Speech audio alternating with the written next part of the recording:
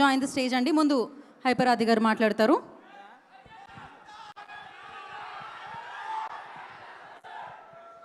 అందరు బాగున్నారండి? Thank you so much. ఈరోజు మెగాస్టార్ గారి బర్త్డే సందర్భంగా ఇక్కడ మళ్ళీ మిమ్మల్ని అందరినీ కలుసుకోవటం నిజంగా చాలా హ్యాపీగా ఉంది. ఇక్కడ 90s జనరేషన్ ఉన్నారా మొత్తం అందరూ? 90s జనరేషన్ ముఖ్యంగా ఇక్కడికి వచ్చిన పెద్దలందరికీ, బాబీ గారు, డైరెక్టర్ బాబీ గారికి, అలాగే జానీ మాస్టర్కి, అలాగే నాగేంద్ర గారు జర్నలిస్ట్ గారికి, అలాగే ఆటా సందీప్ బ్రదరు, అలాగే మన రమేష్, మొత్తం అందరికీ కూడా థ్యాంక్ యూ సో మచ్ అండి. ఈరోజు ఇక్కడికి ఈ సభ ఇంత సక్సెస్ అవ్వడానికి వచ్చే గెస్టులను బట్టి కూడా ఈ సభ అంత సక్సెస్ అవుతూ ఉంటుంది అనమాట. సో వచ్చిన వాళ్ళందరికీ థ్యాంక్ యూ.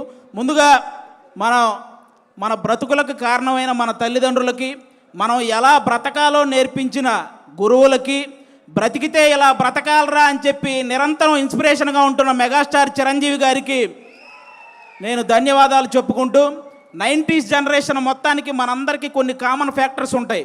మనం చందమామను చూస్తూ తిన్నాం, చిరంజీవి గారిని చూస్తూ పెరిగాం, పవన్ కళ్యాణ్ గారిని చూస్తూ అరిచాం, రామ్ చరణ్ గారిని చూస్తూ గర్వపడుతూ ఉన్నాం. మన ఇంట్లో టీవీ లేని రోజులు, పక్కింట్లో టీవీ ఉన్న రోజులు, ఏదైనా వేరే సినిమా వచ్చినప్పుడు వాళ్ళు ఏమైనా అనుకుంటారేమోనని మధ్యలోనే లేచి వచ్చిన రోజులు, కానీ చిరంజీవి గారి సినిమా అయితే మాత్రం వాళ్ళు ఏమనుకున్నా పర్లేదని చివరిదాకా చూసి వచ్చిన రోజులు. కొత్త సంవత్సరం వస్తే చిరంజీవి గారి గ్రీటింగ్ కార్డ్, కొత్త పండగ వస్తే చిరంజీవి గారి సినిమా, కొత్తగా మన లైఫ్లోకి ఏ చిన్న ఆనందం వచ్చినా కూడా చిరంజీవి గారి డ్యాన్స్, ఎగ్జామ్లో ఇచ్చిన క్వశ్చన్కి ఆన్సర్ సరిగా రాకపోతే పేపర్ నిండా చిరంజీవి చిరంజీవి చిరంజీవి అని రాసిచ్చిన క్షణాలు, హాస్టల్ రూముల్లో పోస్టర్లు పెట్టకూడదు అని చెప్పి రూల్స్ పెట్టినా సరే ఆ రూల్స్ని అతిక్రమించి రూమ్ అంతా మెగాస్టార్ పోస్టర్లు నింపిన సందర్భాలు. ఈ జనరేషన్కి మెగాస్టార్ అంటే వన్ ఆఫ్ ద హీరో, కానీ మా జనరేషన్కి మెగాస్టార్ అంటే వన్ అండ్ ఓన్లీ హీరో.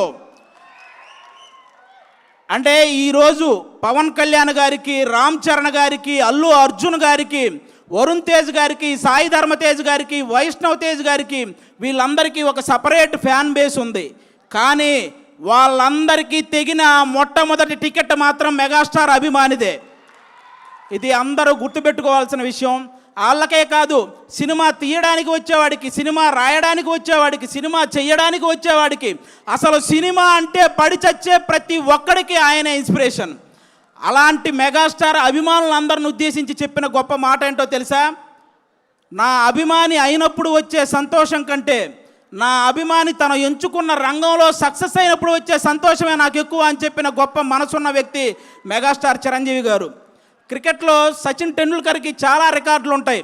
తక్కువ వయసులో వచ్చాడని, ఎక్కువ సెంచరీలు చేశాడని, అలాగే గెలుపు కోసం తన ఒంటి మీద గాయాలను సైతం లెక్క చేయడని, ఎంత ప్రెజర్ ఉన్నా సరే కూల్గా ఉంటాడని, ఇలాంటి రికార్డులు చాలా ఉన్నాయి. కానీ తక్కువ వయసులో వచ్చాడు అన్న రికార్డుని వైభవ్ సూర్యవంశీ వచ్చి బీట్ చేశాడు. ఎక్కువ సెంచరీలు చేశాడు అన్న రికార్డును విరాట్ కోహ్లీ వచ్చి బీట్ చేశాడు. గెలుపు కోసం తన గాయాలను సైతం లెక్క చేయడు అన్న రికార్డును యువరాజ్ సింగ్ వచ్చి బీట్ చేశాడు. ఎంత ప్రెజర్లో ఉన్నా కూల్గా ఉంటాడు అన్న రికార్డుని ఎంఎస్ ధోని వచ్చి బీట్ చేశాడు. అలాగే సినిమాల్లో చిరంజీవి గారికి కూడా కొన్ని రికార్డులు ఉన్నాయి. అదిరిపోయే డ్యాన్స్, అద్భుతమైన యాక్టింగ్, చెక్కు చెదరని ఫ్యాన్స్, కొన్ని కోట్ల మందికి ఇన్స్పిరేషన్, కొన్ని వేల మందికి సహాయం, జంజీ బ్యాచ్ కూడా జై చిరంజీవి అనే వ్యక్తిత్వం, ఇలాంటి రికార్డులు చాలా ఉన్నాయి. కానీ ఈ రికార్డులను మాత్రం ఇంతవరకు ఎవరు టచ్ కూడా చేయలేదు. అది అలాంటి రికార్డులు సృష్టించాడు మెగాస్టార్ చిరంజీవి గారు. చాలామంది అనుసరించారే తప్ప ఆ రికార్డులను ఎవ్వరూ బీట్ చేయలేదు. స్వయం కృషి, విజేత, ఆపద్బాంధవుడు, అలాగే మగమహారాజు, ఇవన్నీ సినిమా టైటిళ్ళు మాత్రమే కాదు. చిరంజీవి గారి జీవితం స్వయం కృషితో పైకొచ్చాడు, విజేతగా నిలిచాడు, ఆపద్బాంధవుల్లా అందరినీ ఆదుకున్నాడు, మగమహారాజులా బ్రతుకుతున్నాడు. అది మెగాస్టార్. మన అన్ని లాంగ్వేజ్ల్లో, తెలుగు, తమిళ్, మలయాళం, హిందీ, కన్నడ, అన్ని లాంగ్వేజ్ల్లో మా హీరో ఇన్ని కోట్లు కొట్టాడంటే, మా హీరో ఇన్ని కోట్లు కొట్టాడనే గొడవలు అప్పటికి ఇప్పటికీ ఎప్పటికీ ఉంటాయి. కానీ మా హీరో ఇన్ని కోట్లు కొట్టాడు, ఇన్ని కోట్లు కొట్టాడని గొడవలు మాట్లాడుకునే స్థాయి నుంచి మా హీరో ఇన్ని కోట్లు పంచిపెట్టాడు అని విలువలు మాట్లాడుకునే స్థాయిని తీసుకొచ్చింది మొట్టమొదట మెగాస్టార్ చిరంజీవి గారు. చెన్నైలో చెన్నైలో ఆయన అవకాశాల కోసం తిరుగుతున్న రోజుల్లో ఆయన్ని అద్దంలో మొహం చూసుకోమన్నారు. ఈరోజు అద్దంలో మొహం చూసుకుంటున్న ప్రతి ఒక్కడూ నేను చిరంజీవి గారిలా స్టైల్గా ఉన్నానా, చిరంజీవి గారిలా అందంగా ఉన్నానా అనుకునే స్థాయికి ఆయన ఎదిగాడు. That is megastar. మెగాస్టార్ గారి గురించి నేను చెప్పడం కాదు, గొప్ప గొప్ప వ్యక్తులు ఎంతోమంది ఆయన గురించి చెప్పారు. అన్ని లాంగ్వేజుల్లో 40,000కు పైగా సాంగ్స్ పాడిన నంబర్ 1 పొజిషన్లో ఉన్న ఎస్పి బాలసుబ్రహ్మణ్యం గారు ఆయన గురించి చెప్పిన మాట ఏంటో తెలుసా? నేను పాడిన పాటకి అద్భుతమైన గ్రేస్ని యాడ్ చేసే ఏకైక స్టార్ మెగాస్టార్ అని. ఈరోజు పాటల రచయితలందరికీ గురువుగా ఉన్నటువంటి వేటూరి సుందరరామూర్తి గారు చెప్పిన మాట ఏంటో తెలుసా? నేను రాసిన పాటకి న్యాయం చేసే ఏకైక స్టార్ మెగాస్టార్ అని. రజనీకాంత్ గారికి, కమల్ హాసన్ గారికి ఒక గుర్తింపునిచ్చి గుర్తుండిపోయే సినిమాలను ఇచ్చిన కె బాలచంద్ర గారు చెప్పిన మాట ఏంటో తెలుసా? Rajinikanth plus Kamal Haasan is equal to megastar. ఇది మీరందరూ గుర్తుపెట్టుకోవాలి. అంతేకాదు సినిమా ప్రపంచానికే పెద్ద అయినటువంటి అమితాబ్ బచ్చన్ గారు చెప్పిన మాట ఏంటో తెలుసా? King of Indian cinema is megastar. ఈరోజు ప్రపంచవ్యాప్తంగా అందరూ ఎదురు చూస్తున్నారు వారణాసి గురించి. అది చేస్తున్న సూపర్ స్టార్ మహేష్ బాబు గారిని మీకు తెలుగులో కృష్ణ గారు కాకుండా నచ్చిన హీరో ఎవరైనా అడిగితే ఆయన చెప్పిన మాట ఏంటో తెలుసా? మెగాస్టార్. ఆల్రెడీ ప్రపంచవ్యాప్తంగా విస్తరించిన బాహుబలితో మన రెబల్ స్టార్ ప్రభాస్ గారు మీకు కృష్ణరాజు గారు కాకుండా తెలుగులో మీకు నచ్చిన హీరో ఎవరైనా అడిగితే ఆయన చెప్పిన మాట మెగాస్టార్. అంతెందుకు, పవన్ కళ్యాణ్ గారు కొండగట్టు ఆంజనేయ స్వామి పాదాలు తాకి వెళ్ళి గెలిచి డిప్యూటీ సీఎం అయి తిరిగి వచ్చి ఇంకొకరి పాదాలు తాకారు, ఆయనే మెగాస్టార్. ఇలా తోపులందరూ కలిసి డిసైడ్ చేసిన తోపే మెగాస్టార్. కాబట్టి ఆయన స్థాయిని ఎవ్వరూ తగ్గించలేరు, ఎవరి వల్ల కాదు. ఇక హెల్పింగ్ నేచర్ విషయానికి వస్తే, కరోనా టైంలో కరోనా క్రైసిస్ చారిటీ అనే ఒక కార్యక్రమాన్ని ముందుకు తీసుకొచ్చి సినిమా కార్మికులందరికీ నిత్యావసర వస్తువులు అందేలా చేయడంలో కానీ, అపోలో నుంచి కరోనా మెడిసిన్ అందేలా చేయడంలో కానీ, ఫ్రీ వ్యాక్సిన్ అందేలా చేయడంలో కానీ, ఈ హెల్పింగ్ నేచర్ ఇప్పటిది కాదు. మనం ఏదైనా ఒక స్థాయికి వచ్చినప్పుడు మన తోటి స్నేహితులను మర్చిపోకూడదని ఆ రోజు తన తోటి స్నేహితులైనటువంటి తోటి ఆర్టిస్టులైనటువంటి సుధాకర్ గారిని, హరిప్రసాద్ గారికి, నారాయణరావు గారికి వాళ్ళ ముగ్గురిని ప్రొడ్యూసర్లు చేసి ఎముడుకు మొగుడు అనే ఒక సినిమా చేసి పెట్టాడు వాళ్ళ కోసం, స్నేహితుల కోసం. అప్పటి నుంచే ఉంది హెల్పింగ్ నేచర్, ఇప్పుడు కాదు.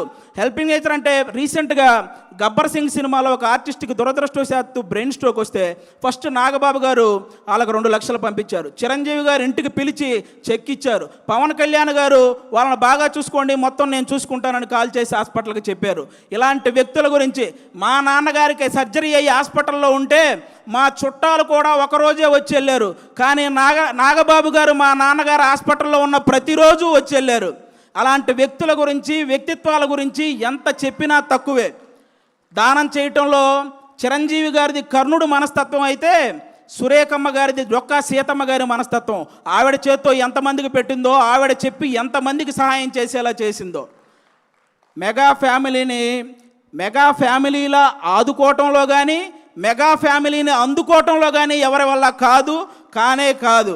ఇంకా అంతేకాదు, చిన్న చిన్న సినిమాలని, ఎన్ని సినిమాలు, కమిటీ కుర్రోళ్ళని, కోర్ట్ అని, అలాగే బలగం అని, ఇలాంటి సినిమాలు హిట్ అయిన ప్రతిసారి వాళ్ళందరినీ టీముని ఇంటికి పిలిపించి వాళ్ళని సన్మానించి, నెక్స్ట్ రాబోయే తరాలు మనం హిట్ కొడితే చిరంజీవి గారు ఇంటికి పిలిచేంత హిట్ కొట్టాలరా అని వాళ్ళందరికీ ఒక బూస్టప్ ఇచ్చిన స్టార్ మెగాస్టార్. మొన్నొచ్చిన చెన్నై లవ్ స్టోరీ సినిమా వరకు ఎన్ని సినిమాల కోసం ఆయన నిలబడ్డాడు, ఎన్ని సినిమాలను ఆయన నిలబెట్టాడు. అంతేకాదు, అర్జున్ సురవరం అనే ఒక మూవీ రిలీజ్కి ఇబ్బంది పడుతుంటే, రిలీజ్ పోస్ట్పోన్ అవుతూ వస్తుంటే, ఆ సినిమాకి మళ్ళీ ఎవరైనా వస్తారా అన్న సంక్షోభంలో ఉంటే ఆ రోజు ఆ సినిమాకి, ఆ హీరోకి వెళ్ళి నిలబడిన వ్యక్తి మెగాస్టార్ చిరంజీవి గారు. అది ఎంత బూస్ట్ ఇచ్చారో మీ అందరికీ తెలుసు. ఆ విధంగా ఈరోజు మనం సడన్గా రోడ్డు మీద వెళ్తున్నప్పుడు ఒక వర్షం వస్తే ఏదైనా చెట్టు కిందకి వెళ్తాం, బాగా ఎండ తగిలిన ఒక చెట్టు కిందకి వెళ్తాం. అలాగే ఈ ఇండస్ట్రీలో సడన్గా ఎవరికి ఏ కష్టం వచ్చినా జూబ్లీ హిల్స్లో ఉన్న ఒక చెట్టు కిందకి వెళ్తారో ఆ చెట్టు పేరే చిరంజీవి. కాబట్టి చిరంజీవి గారు హెల్ప్ చేయని పర్సన్ లేడు. చిరంజీవి గారి మనస్తత్వం అంత గొప్ప మనస్తత్వం అనమాట. అలాంటి చిరంజీవి గారి గురించి నేను చెప్తున్నాను, తెలుగు సాంప్రదాయాలని గౌరవించే ప్రతి ఒక్కరికి శ్రీరాముడు ఎలాగైతే ఆదర్శమో, తెలుగు సినిమాలని గౌరవించే ప్రతి ఒక్కరికి చిరంజీవి గారు కూడా అంతే ఆదర్శం. దేశాన్ని పరిపాలించే దేవుళ్ళు లాంటి మోడీ గారే చిరంజీవి గారి చెయ్యి ఒకటి మన పవన్ కళ్యాణ్ గారి చెయ్యి ఒకటి పైకెత్తి సినిమాల్లో ఈయన నంబర్ 1, రాజకీయాల్లో ఈయన నంబర్ 1, నిజాయితీలో ఇద్దరు నంబర్ 1 అని చెప్పకనే చెప్పారు ఇండైరెక్ట్గా. ఇక ఇలాంటి వాళ్ళు ఎవరు ఏం మాట్లాడుకున్నా పెద్ద మనకు పోయేదేం లేదు. నాకు బాధ కలిగించే విషయం ఏంటంటే రీసెంట్గా ఒక 1 మంత్ నుంచి చిరంజీవి గారిని తొక్కేశాడు అనే ఒక రాంగ్ కంటెంట్ని ఇన్స్టాగ్రామ్ నుంచి అదంతా పోస్ట్ చేస్తున్నారు. ఇది నాకు ఇప్పుడు నేను చెప్తున్నా, అవును చిరంజీవి గారు తొక్కేశారు. ఏంటో తెలుసా, ఇండస్ట్రీలో తెలుగు సినిమా ఇండస్ట్రీలో నంబర్ 1 అనేది కంటిన్యూ అవ్వటం ఎవరి వల్ల కాదు అని అహంతో మాట్లాడుకుంటారే, వాళ్ళ అహాన్ని తొక్కేశాడు.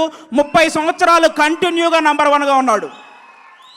పెద్ద పెద్ద సినిమాలు, పెద్ద పెద్ద కలెక్షన్లు బాలీవుడ్లోనే ఉంటాయి, అది టాలీవుడ్లో సాధ్యం కాదని ఊహల్లో బ్రతికారు చూసావా, ఆ ఊహల్ని తొక్కేశాడు. తెలుగు సినిమాకి అలాంటి కలెక్షన్లు రప్పించి చూపించాడు.